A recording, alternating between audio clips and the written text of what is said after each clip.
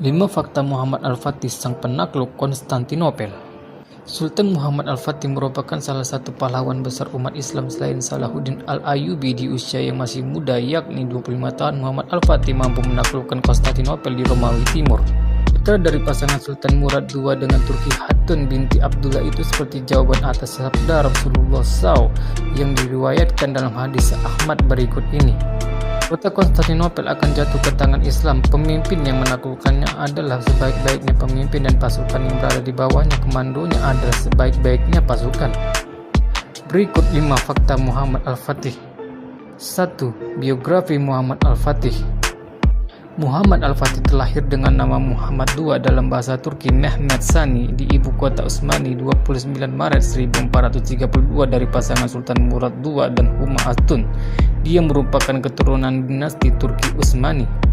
Dikutip dari buku Degree of Salahuddin Al-Ayyubi dan Muhammad Al-Fatih, nama Al-Fatih yang berarti sang penakluk merupakan julukan padanya lantaran bisa menaklukkan Konstantinopel. Selain diberi gelar Al-Fatih, Muhammad II juga mendapat julukan Abi Al-Futuh dan Abi Al-Khairat. 2. Karakter pemimpin. Sejak kecil Muhammad Al-Fatih mendapat pendidikan yang cukup baik dari orang tuanya. Sang ayah Sultan Murad II sangat memperhatikan pendidikan anaknya agar kelak menjadi seorang pemimpin yang baik dan tangguh.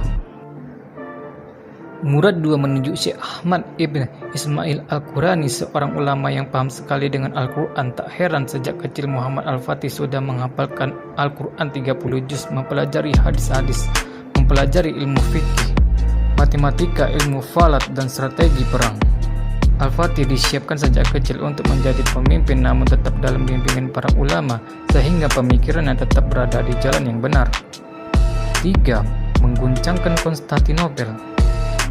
Di usia yang belia, Muhammad Al-Fatih berhasil menaklukkan kota Konstantinopel, sekaligus menjadi penanda bahwa abad pertengahan telah berakhir. Al-Fatih menyiapkan 4 juta tentara untuk mengepung wilayah barat dan laut.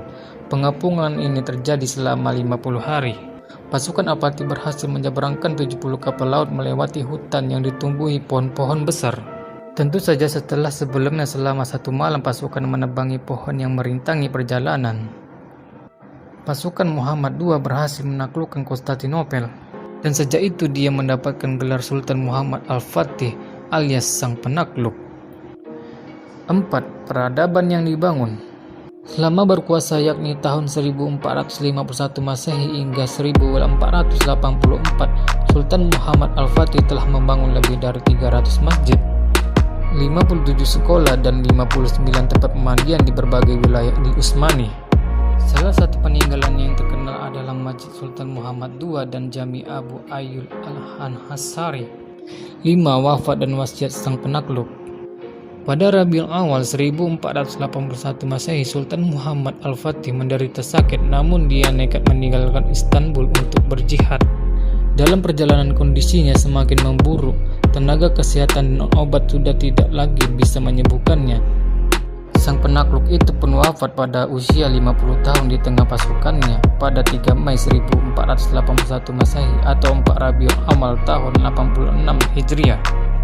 Sebelum wafat, Muhammad Al-Fatih mewasiatkan kepada keluarganya, khususnya Sultan Bayazid II, agar dekat dengan para ulama, berbuat adil, tidak tertipu dengan harta, dan menjaga agama untuk pribadi, masyarakat, serta kerajaan.